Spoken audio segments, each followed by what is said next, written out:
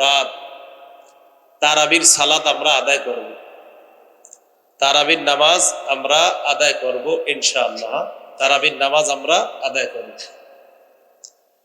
তো প্রথম রাতে তারাবির সালাত আমরা আদায় করব। সাহাবায়ে কেরামের ঐক্যমতে ইজমা হলো 20 রাকাত তারাবির সালাত আদায় করা। তো ইনশাআল্লাহ আমরা ধীরস্থির ভাবে 20 রাকাত তারাবির সালাত আদায় করব ইনশাআল্লাহ। সহিহ বুখারীর বর্ণনা 2009 নম্বর হাদিস, قال رسول الله صلى الله عليه وسلم من قام رمضان إيمانا واحتسابا غفر له ما تقدم من ذنبه।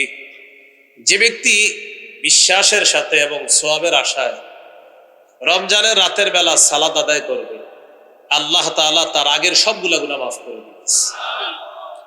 তারাবির সালাত আদায় করা। 4 নাম্বার করণীয়, তারাবিতে কোরআন তেলাওয়াত করা, খতম পড়ার চেষ্টা করা, কমপক্ষে 1 খতম, বেশি পারলে আরো ভালো। খতম তারাবি সম্ভব না হলে যেই সূরাগুলা পারে যারা, ওই সূরা দিয়ে তারাবির সালাত আদায় করা। 21 নম্বর পারা শুরু হয়েছে সূরা আনকাবুতের 45 নম্বর আয়াতের মাধ্যমে। আল্লাহ তাআলা বলেন, উতলু মা উহিয়া ইলাইকা মিনাল কিতাব। কিতাবের যে ওহী আপনার কাছে আসে, কোরআনের যে ওহী আপনার কাছে আসে, এটা আপনি তেলাওয়াত করেন। প্রিয় মুসলমান ভাইয়েরা, 3টা অভ্যাস মৃত্যু পর্যন্ত আমরা প্রতিনিয়ত ধরে রাখার চেষ্টা করব ইনশাআল্লাহ। কয়টা অভ্যাস? 1 নম্বর তেলাওয়াত, 2 নম্বর গুরুত্ব সহকারে 5 ওয়াক্ত নামাজ, 3 নম্বর সাধ্য অনুযায়ী দান সদকা। সূরা ফাতিরের 29 নম্বর আয়াত, 22 পারা 16 নম্বর পৃষ্ঠার একদম শেষ আয়াত। আল্লাহ তাআলা বলেন, ইন্নাল্লাযীনা ইয়াতলুনা কিতাবাল্লাহ ওয়া আকামুস সালাতা ওয়া আনফাকু মিম্মা রাযাকনাহুম সিররাও ওয়া আলানিয়াতান ইয়ারজুনা তিজারাতান লান তাবুর। নিশ্চয়ই যারা আল্লাহর কিতাব তেলাওয়াত করে, ওয়া আকামুস সালাহ, যারা নামাজ কায়েম করে, ওয়া আনফাকু মিম্মা রাযাকনাহুম সিররাও ওয়া আলানিয়া, যারা আমার দেয়া রিজিক থেকে গোপনে প্রকাশ্যে দান করে, ইয়ারজুনা তিজারাতান লান তাবুর। আল্লাহ তাআলা বলেন, তারা এমন ব্যবসার কামনা করে যে ব্যবসা কখনো ধ্বংস হবে না, লাভ আর লাভ। এই 3টা আমল নারী পুরুষ যারা সন্তান আদি তাদেরকেও শিখিয়ে দেওয়া। নিয়মিত তেলাওয়াত, 5 ওয়াক্ত নামাজ, নিয়মিত দান সদকা, 2 টাকা হলেও সদকা করা নিয়মিত। আল্লাহ তাআলা তৌফিক দান করেন। তো রমজানে 4 নাম্বার করণীয় কোরআন তেলাওয়াত করা। রমজান তো কোরআন নাজিলের মাস। সূরা বাকারার 185 নম্বর আয়াত, 2 পারার 7 নম্বর পৃষ্ঠার শুরু হয়েছে যে আয়াতের মাধ্যমে আল্লাহ বলেন, শাহরু রমাদানাল্লাযী উনজিলা ফীহিল কুরআন। রমজান মাস যেই মাসে কোরআন নাজিল করা হয়েছে, এটা কোরআন নাজিলের মাস। সহিহ বুখারীর বর্ণনা 1902 নম্বর হাদিস, 1902, এই হাদিসের মধ্যে আছে, কানা জিবরিল আলাইহিস সালাতু ওয়াস সালাম ইয়ালকাহু কুল্লা লাইলাতিন ফি রমাদান ইয়ারিদু আলাইহিন নবী সাল্লাল্লাহু আলাইহি ওয়াসাল্লাম আল কুরআন। রমজান মাসে জিবরিল আলাইহিস সালাতু ওয়াস সালাম প্রতি রাতে নবীজির সাথে সাক্ষাৎ করতেন, আর নবীজি জিবরিল আমিনকে কোরআন প্রতিদিন জিবরিলকে শোনাইতেন।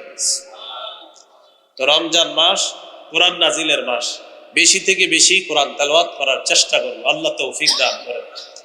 সহিহ বুখারীর বর্ণনা 5011 নম্বর হাদিস, বারা ইবনে আযিব রাদিয়াল্লাহু তাআলা আনহুর বর্ণনা, তিনি বলেন, কানা রাজুলুন ইয়াকরাউ সূরাতাল কাহফি। এক সাহাবী রাতের বেলা সূরা কাহফ তেলাওয়াত করতেছিলেন। ফাতাগাশশাতহু সাহাবা, আকাশের মেঘ খণ্ড তার বাড়ির উপর এসে উপস্থিত হয়ে গেছে, মেঘ। ওয়া ইলা জানিবিহি হিসানুন মারদুতুন বিশাতানাইন, তার পাশে একটা ঘোড়া বাঁধা রশি দিয়ে তিনি কোরআন তেলাওয়াত করেন। ফাজআলা ফারাসুহু ইয়ানফিরু, তার ঘোড়াটা লাফায়, তিনি তেলাওয়াত করে ঘোড়া লাফায়। তেলাওয়াত বন্ধ করে দিলেন, মেঘখণ্ডটা শূন্যে বিলীন হয়ে গেল। সহিহ মুসলিমে আছে আরজা ফিল জাওয়ি, মেঘখণ্ডটা শূন্যে বিলীন হয়ে গেছে। সাহাবী পরের দিন রাসূল সাল্লাল্লাহু আলাইহি সাল্লামের কাছে আসছে। আরজা এটা বুখারীতে না, আরজা ফিল জাওয়ি এটা মুসলিমে, আর বুখারীরটা হলো এটা। তো নবীজির সাহাবী নবীজির কাছে গেলেন, যাওয়ার পর গত রাতের ঘটনাটা শুনাইলেন, হুজুর এমন এমন ঘটনা। فقال رسول الله صلى الله عليه وسلم تلك السكينة تنزلت بالقرآن, কোরআন পড়লে সাকিনা নাজিল হয়, প্রশান্তি নাজিল হয়। গত রাতে প্রশান্তি নাজিল তো হয়েছে, আল্লাহ তোমাকে সরাসরি দেখার ব্যবস্থা করেছে। এটা ছিল প্রশান্তি, সাকিনা। আর সহিহ মুসলিমে আসছে মেঘখণ্ডের ভিতরে ছিল আমসালুস সুরুজ, এই ছোট ছোট বাতির মতো ছিল এটার ভিতরে। নবীজি বললেন যে বাতিগুলা দেখলা, তিলকাল মালাইকাতু তাসতামিউ লাক, এরা ছিল আল্লাহর ফেরেশতা, তোমার কোরআন তেলাওয়াত শোনার জন্য তারা দুনিয়াতে চলে এসেছে তোমার তেলাওয়াত শোনার জন্য। তাহলে 4 নাম্বার কোরআন তেলাওয়াত করা, 3 নাম্বার তারাবির সালাত পড়া, 4 তারাবির সালাতে কোরআন পড়া, আর সালাতের বাহিরেও বেশি থেকে বেশি কোরআন পড়ার চেষ্টা করা। আল্লাহ তৌফিক দান করেন। তিরমিজির হাদিস 2909 নম্বর হাদিস, 2909। قال رسول الله صلى الله عليه وسلم خيركم من تعلم القرآن وعلمه, রাসূলুল্লাহ সাল্লাল্লাহু আলাইহি সাল্লাম বলেন, তোমাদের মধ্যে সর্বোত্তম ওই ব্যক্তি যে কোরআন শিখে অন্যকে শিখায়, যে কোরআন শিখে অন্যকে শিখায়। তিরমিজির হাদিস 2910 নম্বর হাদিস, 2910। قال رسول الله صلى الله عليه وسلم من قرأ حرفا من كتاب الله فله به حسنة والحسنة بعشر أمثالها, কেউ যদি কোরআনের একটি অক্ষর তেলাওয়াত করে আল্লাহ তার আমলনামায় 10টি নেকি লিখবেন। দেখেন, আমরা এই হাদিসটি শোনার পর আজকে পর্যন্ত না হইলেও 100, 200, 300, 500 মাহফিলে সুবহানাল্লাহ পড়ছি যে কোরআনের এক অক্ষর পড়লে কয় নাকি। আজকের আগে শুনেছেন না এই কথা, কিন্তু পড়ছেন কয়জন কোরআন? এই যে কোরআন এক অক্ষর বললে 10 নাকি, সবাই সুবহানাল্লাহ পড়ি, কিন্তু পড়া ধরছেন কয়জন? মাশাআল্লাহ। আচ্ছা, যাই হোক, তাহলে আমরা ফজিলত শুনি, কিন্তু যেই কথাটা হুজুর বললেন যে এটা করলে এটা করি না। হুজুর ওয়াজ করলেন যে ফজরের নামাজ যে ব্যক্তি জামাতে পড়বে, মান সাল্লাল গাদাতা ফি জামাআ, যে ব্যক্তি ফজর জামাতে পড়বে, ফাকান্নামা সাল্লাল লাইলা কুল্লা, সে যেন সারা রাত নামাজ পড়বে। এখন আপনি সুবহানাল্লাহ বললেন কিন্তু ফজর বললেন না, তাহলে আমরা কি শিখলাম? আমরা সুবহানাল্লাহ পড়ি, এটা অবশ্যই সওয়াব, যেই কাজটা করার কথা বলা হয় এটা আমরা ধরি না। কোরআন এক অক্ষর বললে 10 নেকি, মানে কি? মানে আমি পড়বো, পড়তে হবে। আল্লাহ আমাদের সকলকে কোরআন চর্চা আমরা যেন প্রতিনিয়ত করতে পারি, আল্লাহ তৌফিক দান করেন। এই হলো 4 নাম্বার করণীয়। 5 নাম্বার করণীয়, যেহেতু সাহরির সময় আল্লাহ আমাদেরকে উঠার তৌফিক দান করবে ইনশাআল্লাহ, সাহরির সময় উঠে আমরা 8 রাকাত তাহাজ্জুদ করব। কয় রাকাত? 8 রাকাত তাহাজ্জুদ। রাসূলুল্লাহ সাল্লাল্লাহু আলাইহি সাল্লামের 12 মাসের আমল, নবীজি নিয়মিত 8 রাকাত তাহাজ্জুদ করতেন। তো যেহেতু আল্লাহ তাআলা রমজানে আমাদেরকে উঠিয়ে দিবেন, এই জন্য আমরা 8 রাকাত তাহাজ্জুদ করব। তাহলে প্রথম রাতে সাহাবায়ে কেরামের ঐক্যমত ইজমা 20 রাকাত তারাবি পড়ব। তারাবি হলো শুধু রমজানের নামাজ, আর নবীজির 12 মাসের নামাজ হলো তাহাজ্জুদ 8 রাকাত। এটা যেহেতু সাহরির সময়, আজকে চাইলে আপনি আজকেও করেন, কিন্তু রমজানে যেহেতু আমরা উঠেই যাই, এই জন্য রমজানে সাহরির সময় উঠে আমরা 8 রাকাত তাহাজ্জুদ করব। আল্লাহ তৌফিক দান করেন। তিরমিজির হাদিস 2616 নম্বর হাদিস, লম্বা হাদিসের অংশ বিশেষ। মুআজ ইবনে জাবাল রাদিয়াল্লাহু তাআলা আনহুকে রাসূলুল্লাহ সাল্লাল্লাহু আলাইহি সাল্লাম বললেন, আলা আদুল্লুকা আলা আবওয়াবিল খাইর, মুআজ আমি কি তোমাকে কল্যাণের দরজা সমূহের কথা বলবো না? তো রাসূলুল্লাহ সাল্লাল্লাহু আলাইহি সাল্লাম বললেন, কল্যাণের অনেক দরজা, এর মধ্যে অন্যতম কল্যাণের দরজা হলো 3টি। কয়টি? 1 নাম্বার আস-সাওমু জুন্নাহ, সিয়াম হলো কল্যাণের 1 নাম্বার দরজা। 2 নাম্বার আস-সাদাকাহ, সদকা। সদকা এমন একটা আমল, তুতফিউল খাতিআতা কামা ইউতফিউল মাউন নার, পানি যেমন আগুনকে নিভিয়ে দেয়, সদকা মানুষের গুনাহগুলা ধুয়ে মুছে সাফ করে। 3 নাম্বার, ওয়াসালাতুর রাজুলি মিন জাওফিল লাইল, রাতের বেলা তাহাজ্জুদ নামাজ পড়া। রাতে কি পড়া? তাহাজ্জুদ নামাজ পড়া। তাহলে 3 নাম্বার তারাবি পড়া, 4 নাম্বার তেলাওয়াত করা, 5 নাম্বার তাহাজ্জুদ পড়া। তারাবি সাহাবায়ে কেরামের ঐক্যমতে 20 রাকাত তারাবি শুধু রমজানের আমল, আর 8 রাকাত তাহাজ্জুদ 12 মাসের আমল। চেষ্টা করব 12 মাস পড়ার জন্য, কিন্তু 12 মাস যেহেতু কর্মব্যস্ততার কারণে আমরা উঠতে পারি না, শরীর ক্লান্ত থাকে, তাই ফজরের সময় উঠি। রমজানে যেহেতু আমরা উঠবো সাহারি খাওয়ার জন্য, ইনশাআল্লাহ রমজানে সাহারির সময় 8 রাকাত তাহাজ্জুদ পড়ার চেষ্টা করব, আল্লাহ তৌফিক দান। 6 নাম্বার, সাহারি খাবো। অনেকে পালোয়ানগিরি দেখায়, না আমি না খায় রোজা রাখবো। আপনার কি বলছে না খায় রোজা রাখবো? সাহারি খাবেন। সাহারি খাওয়া নবীজির সুন্নত, সাহাবায়ে কেরামের সুন্নত। সহিহ বুখারীর বর্ণনা 1921 নম্বর হাদিস, 1921, এই হাদিসের মধ্যে আছে, আন যায়েদ ইবনে সাবিত রাদিয়াল্লাহু তাআলা আনহু قال تسحرنا مع رسول الله صلى الله عليه وسلم। যায়েদ ইবনে সাবিত রাদিয়াল্লাহু তাআলা আনহু বলেন, আমরা রাসূলুল্লাহ সাল্লাল্লাহু আলাইহি সাল্লামের সাথে সাহরি খেয়েছি, অতএব আমরাও সাহরি খাবো ইনশাআল্লাহ। সহিহ বুখারীর 1923 নম্বর হাদিস, 1923, قال رسول الله صلى الله عليه وسلم تسحروا فإن في السحور بركتان। তোমরা সাহরি খাও, সাহরির মধ্যে বরকত আছে। সাহরিতে কি আছে? বরকত। সহিহ ইবনে ইবনের হাদিস, রাসূলুল্লাহ সাল্লাল্লাহু আলাইহি ওয়াসাল্লাম বলেছেন, হালুম্মু ইলাল গাদাইল মুবারাক, এই তোমরা কোথায় আসো, আসো বরকতপূর্ণ খাদ্যে অংশগ্রহণ করার জন্য আসো। সাহরির সময় এভাবে নবীজি ডেকেছেন, সহিহ ইবনে হিব্বানের বর্ণনা, হালুম্মু, এই আসো আসো, ইলাল গাদাইল মুবারাক, বরকতপূর্ণ খাদ্যে অংশগ্রহণ করার জন্য আসো, তোমরাও আসো। তাহলে সাহরি এটা বরকতপূর্ণ খাদ্য, এটা অংশগ্রহণ করব, এটা খাবো আমরা ইনশাআল্লাহ। ইন্নাল্লাহা ওয়া মালাইকাতাহু ইউসাল্লুনা আলাল মুতাসাহহিরিন। সাহরির সময় যারা জাগ্রত হয়, তাহাজ্জুদ পড়ে, সাহরি খায়, তাদের উপর আল্লাহ রহমত নাজিল করেন। ফেরেশতারা আল্লাহকে বলে, আল্লাহ এই লোক সাহরির সময় উঠেছে, জাগ্রত হয়েছে, তাহাজ্জুদ পড়ছে, সাহরি খাইতেছে, আপনি তাকে মাফ করেন, আপনি তাকে মাফ করেন, আপনি তাকে মাফ করেন। আমরা সাহারি খাবো ইনশাআল্লাহ। সাহারিতে খেজুর খাবো, প্রতিদিন খেজুর খাওয়া। এমনি তো মুসলমানের খেজুর প্রতিদিন খাওয়া, আজকে আপনি খাবেন, কালকেও খাবেন সকালবেলা। আর 7টা আজওয়া যদি খেতে পারেন সকালে, বিষও আপনার কোনো ক্ষতি করতে পারবেন। আবার খায়া ট্রাই করেন, এটা গুরুত্ব দিয়ে রাসূল সাল্লাল্লাহু আলাইহি সাল্লাম বুঝালেন। তো আজওয়া খাওয়া, আজওয়া বা খেজুর, মধু, কালিজিরা, এগুলো মুসলমানের ঐতিহ্যগত খাদ্য, এগুলো ঘরে থাকা উচিত। বাচ্চাকে সামান্য সামান্য খেজুর খাওয়ান না, এরা খাওয়ায় আচার, তেঁতুল, পরে মেধা হয় খারাপ। ভালো জিনিস খাওয়াতে হবে। ঈসা নবীর আম্মা মারিয়ামের পেটে যখন তিনি আসলেন, আল্লাহ তাআলা মারিয়াম আলাইহিস সালাতু ওয়াস সালামকে একটা গাছের নিচে বসাইলেন, আর বলে দিলেন, ফাকুলি ওয়াশরাবি, তুমি খাও, পান করো। তো খাবে কি? খেজুর। পান করবে কি? ঝর্ণার পানি, সামনে পানি আছে, পানি পান করবে। তো খেজুর কোত্থেকে আসবে? মুফাসসিরিনে কেরাম লেখেন যে মারিয়াম খেজুর গাছে ধরলেই, ওটা নাড়া দিলেই আল্লাহ খেজুর ব্যবস্থা করে দিল। আমি যে বিষয়টা বুঝাইতে চাই, এত খাদ্য থাকতে মারিয়ামের জন্য আল্লাহ খেজুর কেন নির্বাচন করলেন? এত খাদ্য, এজন্য গর্ভবতী নারীদেরকে খেজুর খাইতে দিবেন, এরা খালি তেঁতুল খাইতে চায়। আর আপনারও তেঁতুল খাওয়ার পরে ওই সন্তান মেধা কমায়। তেঁতুলে তো এমনি মেধা কমায়, তেঁতুল চাইলেও দিবেন না, খেজুর খাইতে বল। তেঁতুল চাইলে বলবেন খেজুর খাও। কথাকে বুঝে আসছে? খেজুর খেতে হবে। সাহারিতে খেজুর খাওয়া মুমিনের সবচাইতে শ্রেষ্ঠ খাদ্য।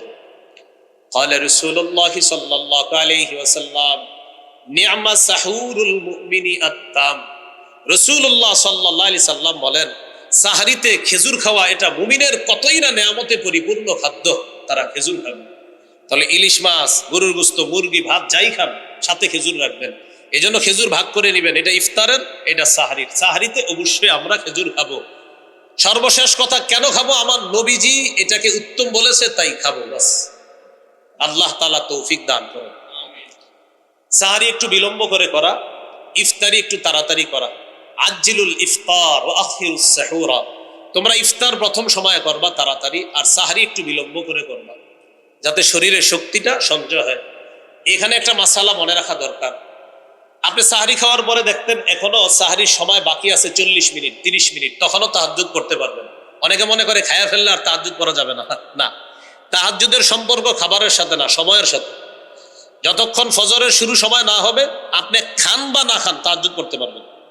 তাহলে সাহারির আগেও তাহাজ্জুদ পড়তে পারবেন, খাওয়ার পর যদি সময় থাকে তখনও কি পড়তে পারবেন, তাহাজ্জুদ পড়তে পারবেন। কমন এই প্রশ্নটা মুসল্লিরা ইমাম সাহেবদেরকে করে যে খাওয়ার পরে তাহাজ্জুদ পড়া যাবে কিনা।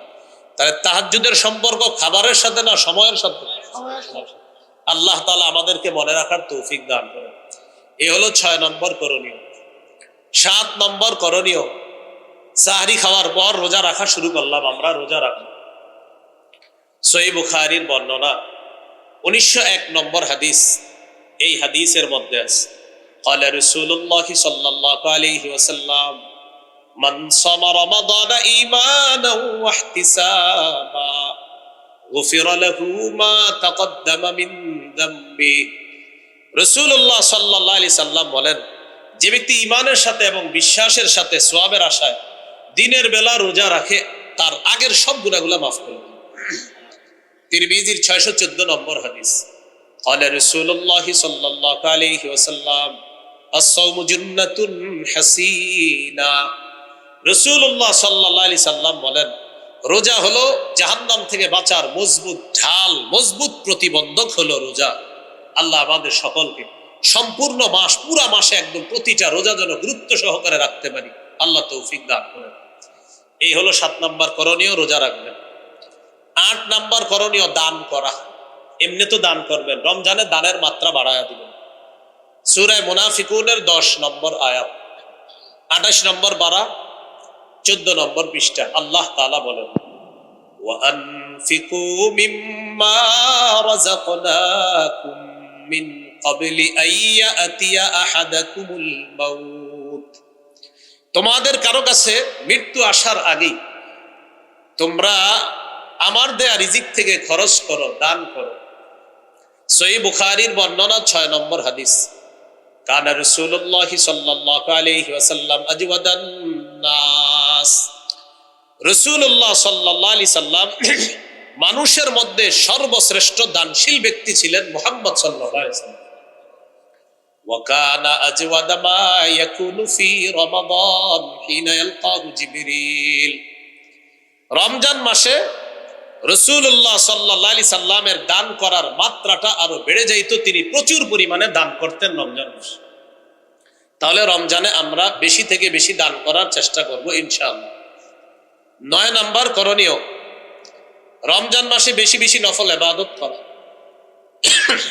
আবু দাউদের হাদিস, এই হাদিসের মধ্যে আসছে 864 নম্বর হাদিস আবু দাউদের।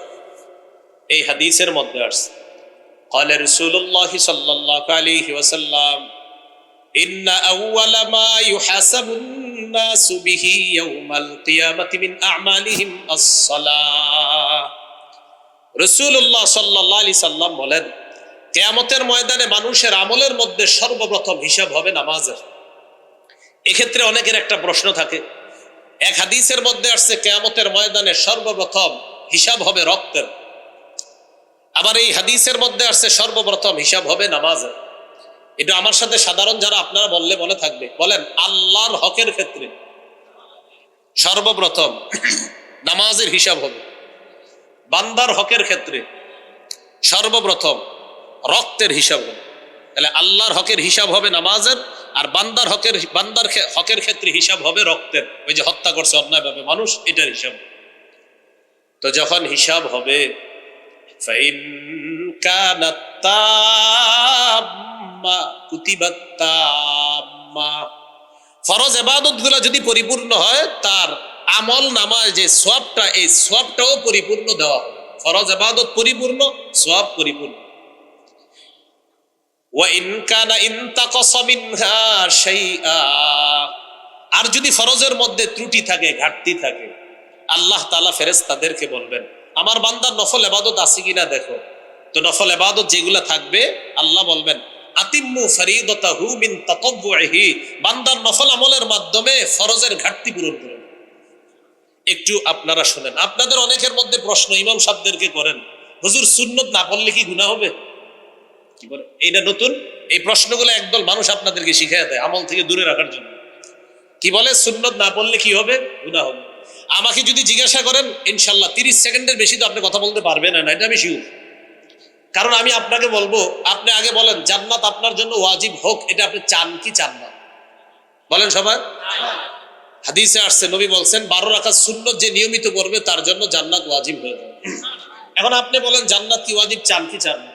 তো যে ব্যক্তি প্রশ্ন করবে হুজুর সুন্নত না পড়লে কি সমস্যা হবে, তারে পাল্টা এটা বলবেন, নবীজি বলছেন 12 রাকাত সুন্নত পড়লে জান্নাত ওয়াজিব। আপনি বলেন জান্নাত ওয়াজিব চান, এটা কি আপনি চান আপনার জন্য জান্নাত ওয়াজিব হোক? ভয়ে পড়ে যাবে, কি বলি, তখন বলবে হ্যাঁ আমিও চাই। তখন আপনি বলবেন তাহলে সুন্নত করেন, যান প্রশ্ন করেন, সুন্নত করেন। আপনারে বলবে সুন্নত না পড়লে কি গুনাহ হবে, আপনি বলবেন সুন্নত পড়লে জান্নাত ওয়াজিব হবে। আপনি কি চান জান্নাত ওয়াজিব হোক? তখন সে টেনশনে পড়ে যাবে, হ্যাঁ কমু না না কমু, না কইলে তো নাউজুবিল্লাহ কোনো মুসলমান না করতে পারে না। তখন সে বলবে হ্যাঁ আমিও চাই, আমার জন্য জান্নাত ওয়াজিব হোক। তখন বলবেন যান সুন্নত করেন, সুন্নত পড়লে জান্নাত ওয়াজিব হোক।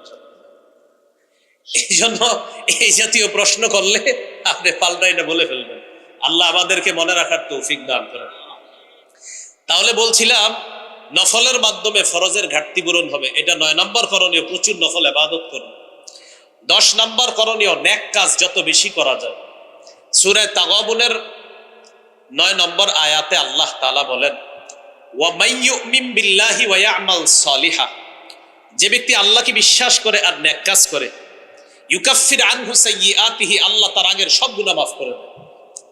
ওয়া ইউদখিলহু জান্নাত, আল্লাহ তাকে এমন বাগানসমূহে প্রবেশ করাবেন, তাজরি মিন তাহতিহাল আনহার, যেই বাগানের তলদেশ দিয়ে নহরসমূহ প্রবাহিত হবে।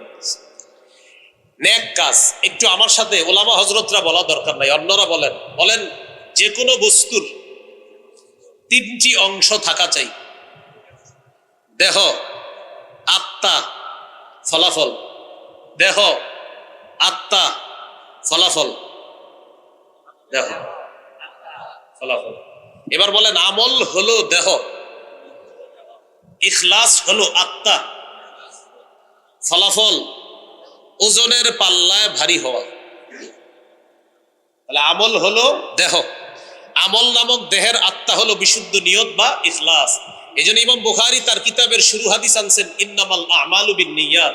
এখানে তিনি দেহ আর আত্মার কথা বলছে শুরু হাদিসের মধ্যে। আমলের প্রতিদান বিশুদ্ধ নিয়তের সাথে। প্রথম হাদিসের মধ্যে আমল নামক দেহের কথা আনছেন ইমাম বুখারী, আবার আত্মার কথা আনছেন। সর্বশেষ হাদিস 7563 নম্বর হাদিস, ফাথুল বারী অনুযায়ী সিরিয়ালটা। এই হাদিসে আনছে ইমাম বুখারী সাকিলাতান ফিল মিজান। প্রথম হাদিসে শিখাইলেন যে মানুষ শোনো, প্রথম হাদিসে তোমাদেরকে আমি শিক্ষা দিলাম আমল নামক দেহ, আর এই আমল নামক দেহের আত্মা অর্জন করবা বিশুদ্ধ নিয়ত আর ইখলাসের মাধ্যমে। যদি এটা অর্জন করতে পারো, সর্বশেষ হাদিস দিয়ে বুঝায় সাকিলাতান ফিল মিজান, তোমার আমল ইখলাসওয়ালা যদি হয়, এটা যদি একটু কমও হয় ওজনের পাল্লায় ভারী হবে। এই জন্য 3টে অংশ থাকা চাই: দেহ, আত্মা, ফলাফল। দেহ হলো আমল, আত্মা হলো ইখলাস, ফলাফল ওই ইখলাসওয়ালা আমল ওজনের পাল্লায় ভারী হয়ে যাবে। রমজানে বেশি থেকে বেশি নেক আমল করবো, বলি ইনশাআল্লাহ। আল্লাহকে সবাই দেখতে চাই তো ইনশাআল্লাহ। 2 শর্ত মৌলিক আল্লাহকে দেখা। কয় শর্ত? 2 শর্ত। সূরা কাহফের 110 নম্বর আয়াত, মানে সর্বশেষ আয়াতে আল্লাহ বলেন ফামান কানা ইয়ারজু লিকা রাব্বিহি ফালইআমাল আমালান সালিহা, যে ব্যক্তি তার রবের সাক্ষাৎ কামনা করে, ফালইআমাল আমালান সালিহা, সেজন্য এক কাজ করে। 2 নাম্বার, ওয়ালা ইউশরিক বিইবাদাতি রাব্বিহি আহাদা, সেজন্য তার রবের ইবাদতে কাউকে শরীক না করে, অংশীদার না বানায়। আল্লাহ আমাদেরকে এই রমজানে বেশি থেকে বেশি নেক আমল করার তৌফিক দান করেন। 11 নাম্বার, দোয়া করা। আল্লাহ তাআলা বলেন ওয়াকালা রাব্বুকুম উদউনি আস্তাজিব লাকুম, তোমাদের রব বলেন তোমরা আমাকে ডাকো, আমি তোমাদের ডাকে সাড়া দিই। আল্লাহর কাছে বেশি বেশি দোয়া করা। আমরা 2টি দোয়া বেশি বেশি করব, বলি আল্লাহুম্মা ইন্নী আসআলুকাল জান্নাহ ওয়া আউযু বিকা মিনান নার। হে আল্লাহ, আপনার কাছে জান্নাত চাই, জাহান্নাম থেকে পানা চাই। এই দুটি দোয়া আমরা বেশি বেশি করবো ইনশাআল্লাহ, আল্লাহ তৌফিক দান করেন। 12 নাম্বার জিকির করা। রাসূলুল্লাহ সাল্লাল্লাহু আলাইহি সাল্লাম বলেন, আহাব্বুল কালামি ইলাল্লাহি আরবা, আল্লাহর কাছে 4টি কথা সবচেয়ে পছন্দের। সুবহানাল্লাহ, আলহামদুলিল্লাহ, লা ইলাহা ইল্লাল্লাহ, আল্লাহু আকবার। বেশি বেশি কি করা? জিকির করা। রমজান মাসে বেশি বেশি জিকির করো। রমজানে শয়তান যেহেতু বন্দী থাকবে, শয়তানের দায়িত্বগুলো এখনই অনেককে বুঝাই দিতেছে শয়তান, যে আমি কিন্তু থাকবো না, তো তোমাদেরকে দায়িত্ব দিয়ে যাচ্ছি, তোমরা রমজানে কাজ কারবার চালাও। এর যেমন রমজানে আপনি মসজিদে বসে কোরআন তেলাওয়াত করতেছেন, একজন পিছন দিয়ে এসে বলবে আসসালামু আলাইকুম, আপনার কি দরকার আছে ওনার এখন সালাম না দেওয়া? তেলাওয়াত করতেছে, তো সালাম দিয়ে বসে গেছে, ভাই কিছু বলবেন? তো একটু কথা ছিল, আমি তো তেলাওয়াত করতেছি, 3 পারা পড়বো, 1 পারা মাত্র হয়েছে, তো একটু কথা বলে চলে যাবো। ঠিক আছে, 1 পারা বলে রাখলেন, বাকি আছে কয় পারা? এখন উনি বলতেছে যে ভাই একটু কথা আছে, তখন আপনি বুদ্ধি করে বলবেন সুবহানাল্লাহ পড়েন। কি পড়েন? 100 বার সুবহানাল্লাহ পড়েন। তো এটা পড়াবেন, পড়ানোর পর যদি বলে কথা আছে, এইবার বলবেন হ্যাঁ বলেন কি কথা। তো আপনারে বলবে ভাই সাহরি খাইছেন? হ্যাঁ খাইছে, আলহামদুলিল্লাহ। রোজা রাখছেন? আলহামদুলিল্লাহ রেখেছি। গত রাতে তো প্রথম তারাবি গেছে, তারাবি পড়েছেন আপনি? আলহামদুলিল্লাহ পড়েছি। ভাই 20 পড়ছেন না 8 পড়ছেন? আপনি জিজ্ঞাসা করেন, কি বলবে? 20 পড়ছেন না 8? আপনি বলবেন আলহামদুলিল্লাহ 100 বার পড়েন, পরে জবাবটা দিতেছে পড়েন। তো ওনারে আলহামদুলিল্লাহ 100 বার পড়াবেন, এর মাঝে আপনি আবার তেলাওয়াত করবেন। বলবেন ভাই 100 বার পড়ে গেছি, আপনি বলেন তারাবি পড়ছেন 20 না 8? এবার বলবেন লা ইলাহা ইল্লাল্লাহ 100 বার পড়েন, পরে বলতেছে। তা আবার আপনি কিছু তেলাওয়াত করে নেবেন, এরপরে বলবে ভাই তাড়াতাড়ি 20 না 8? বলবেন আল্লাহু আকবার 100 বার পড়েন। পড়ার পর আবার বলবে 20 না 8? এবার বলবেন একটু কোরআনটা খুলে বলবেন, আপনি একটু তেলাওয়াত করেন, আমিও করি। আপনার ইতিমধ্যে 3 পারা শেষ, শেষে বলবে ভাই 20 না 8? এবার বলবেন 20 ও 8। কি বলবেন? বলবে 20 8 মানে? বলবেন হ্যাঁ, তারাবি 20 রাকাত পড়েছি সাহাবায়ে কেরামের ঐক্য মতে, আর 8 রাকাত তাহাজ্জুদ পড়েছি সাহরির সময়। নবী 12 মাস পড়তেন, আমি 12 মাস পারি নাই, বাকি রমজানে সাহরির সময় উঠছি, তো এই জন্য 8 রাকাতও পড়ছি। তো 20 ও পড়ছি 8 ও পড়ছি। এটা বলার পরে বললেন তো এতক্ষণ বসা রাখলেন কেন? আপনি বলবেন ওই যে ইবাদত গুলা করাইছি। পড়েন নাই কোনটা? বলবেন পড়ি নাই যেটা, সেটা হলো ঝগড়া, ওটা আমি পড়ি নাই, যান চলে যান, আসসালামু আলাইকুম। তাহলে আপনাকে বলবে 20 না 8? আপনি বলবেন সুবহানাল্লাহ পড়েন, জবাব দিচ্ছি। সর্বশেষ বলে দিবেন 20 ও পড়ছি 8 ও পড়ছি। আরে ভাই 20 8 মানে? বলবেন 20 সাহাবায়ে কেরামের ঐক্য মধ্যে বললাম, আর 8 নবী 12 মাস তাহাজ্জুদ সালাত পড়তেন 8 রাকাত, আমি 12 মাস চেষ্টা করি, পারি না, কিন্তু সাহরির সময় উঠি, তো এই জন্য 8 রাকাত তাহাজ্জুদ পড়ছি। টেনশনে পড়ে যাবে কোনটা যাবে, 8 ও পড়ছেন 20 ও পড়ছেন, 8 ছিল নিয়ত করে 2 ঘন্টা আপনারা জ্বালাবে, কিন্তু আর পারে না। আমি কিন্তু বলি নাই কে জ্বালাবে। এখন যদি কেউ কারো গায়ে নেন যে হুজুর আপনি কাকে বললেন, যদি মনে করেন আপনারই অভ্যাস আছে, তো ওয়াজটা আপনাকেই করছি। এখানে যদি কেউ থাকেন, সত্যি বলছি, এখানে এরকম কেউ থাকলে আপনাকেই ওয়াজটা করছি। আর যদি বলেন না এই অভ্যাস আমার মধ্যে নাই, তো আপনাকে দিয়ে ওয়াজ করা আমি আপনাকে করিও নাই। বেদাতের ওয়াজ করলে অনেকে বলে হুজুর কাকে বললেন? আমি কই বেদাতীদেরকে। বেদাত কে? আমি বলি যে করে বেদাত। আরে যেটা কে, যেটাই তো সে। যে কে, যে বেদাত করে সে। আপনি করেন কিনা সেটা বলেন। যদি বলে না কি বলেন, তো আপনারে বলি নেই, আপনি সেজদা দেন কবরে? না, বাৎসরিক একটু আর কি হালকা মাথা যোগায়, তো ওয়াজ আপনারই করছে। এই জন্য অপরাধ আমাদের দেশের একটা নিয়ম, আপনি ওয়াজ করবেন, অপরাধ প্রত্যেকে নিজের গায়ে নেয়, তো যারা নেয় বলবেন তো মাশাআল্লাহ ওয়াজটা আপনারই করছে হুজুর আজকে, আল্লাহ ছেড়ে দেন, এই অপরাধ ছেড়ে দেন। আল্লাহ আমাদেরকে বুঝার তৌফিক দান করেন। তাহলে 20 ও পড়ছি 8 ও পড়ছি। 20 পড়ছি সাহাবায়ে কেরামের ঐক্যমতে তারাবি, 8 পড়েছি 12 মাসের আমল তাহাজ্জুদ, 12 মাস চেষ্টা করি, পারি না, রমজানে আল্লাহ তৌফিক দিছে তাই পড়লাম। যেটা পড়ি নাই সেটা হলো ঝগড়া টগড়া, এটা পারি না, আসসালামু আলাইকুম, চলে যান। এই হলো 12 নাম্বার জিকির করা। 13 নাম্বার ইফতার করা, সারাদিন রোজা রাখার পর ইফতার করবেন। 14 নাম্বার ইফতার করানো। 13 হলো ইফতার করা, 14 ইফতার করানো। ঢাকা শহরের মানুষ চিন্তা করে আমার প্রতিবেশী ধনী, ওনারে কি ইফতার পাঠাবো? না, ধনী প্রতিবেশীকে ইফতার পাঠাবেন, রোজাদারকে ইফতারের সওয়াব এটা কামাই করার জন্য ধনী প্রতিবেশীর বাসায়ও ইফতার পাঠাবেন। 15 নাম্বার ইফতারের সময় দোয়া করা। তিরমিজির হাদিস 3598 নম্বর হাদিস, রাসূলুল্লাহ সাল্লাল্লাহু আলাইহি সাল্লাম বলেন সালাসাতুন লা তুরাদ্দু দাওয়াতুহুম, 3 ব্যক্তির দোয়া ফিরিয়ে দেওয়া হয় না। আস-সাইমু হাত্তা ইফতিরা, রোজাদার যখন ইফতার সামনে নিয়ে দোয়া করে ইফতারের সময় তার দোয়া ফিরিয়ে দেওয়া হয় না। 2 নাম্বার ওয়াল ইমামুল আদিল, ন্যায়পরায়ণ পুরুষ শাসক। কি শাসক? কয়েকবার বলেন, ন্যায়পরায়ণ কি শাসক? ন্যায়পরায়ণ পুরুষ শাসকের দোয়া ফিরিয়ে দেওয়া হয় না। আল্লাহ যেন কিয়ামতের আগে আমাদের দেশে আর কোনো নারী শাসক না আনে। কেন না আনে? সবাই বলেন কেন, জোরে বলেন, আরো জোরে বলেন। قال رسول الله صلى الله عليه وسلم لا يفلح قوم ولوا امرهم امرأتان। বুখারীর বর্ণনা, রাসূলুল্লাহ সাল্লাল্লাহু আলাইহি সাল্লাম বলেন, ওই জাতি কিছুতেই সফল হবে না যে জাতি তাদের নেতৃত্বে কোনো নারীকে বসায়। এই জন্য কিয়ামতের আগে যেন আর কোনো নারী নেত্রী না আসে। আল্লাহ যেন আমাদের দেশে একজন ন্যায়পরায়ণ পুরুষ শাসক বসায়। 3 নাম্বার দাওয়াতুল মাজলুম, মাজলুমের দোয়া ফিরিয়ে দেওয়া হয় না। তো এই 3টি দোয়া ফিরিয়ে দেওয়া হয় না, এর মধ্যে একটা হলো রোজাদারের দোয়া। 16 নাম্বার করণীয় ইতিকাফ করা শেষ দশক। 17 নাম্বার লাইলাতুল কদর তালাশ করা। দেখেন, যারা চান যে আমি লাইলাতুল কদর সহজে পেতে চাই, তা আপনার জন্য সহজ পথ হলো ইতিকাফ করা। তাহলে 16 নাম্বার ইতিকাফ। সহিহ বুখারীর বর্ণনা 2033 নম্বর হাদিস, উম্মুল মুমিনিন আয়েশা সিদ্দিকা রাদিয়াল্লাহু তাআলা আনহার বর্ণনা। তিনি বলেন, কানা রাসূলুল্লাহ সাল্লাল্লাহু আলাইহি ওয়াসাল্লাম ইয়াতাকিফু ফিল আশরিল আওয়াখির মিন রমাদান। রাসূলুল্লাহ সাল্লাল্লাহু আলাইহি সাল্লাম রমজানের শেষ দশকে ইতিকাফ করতেন।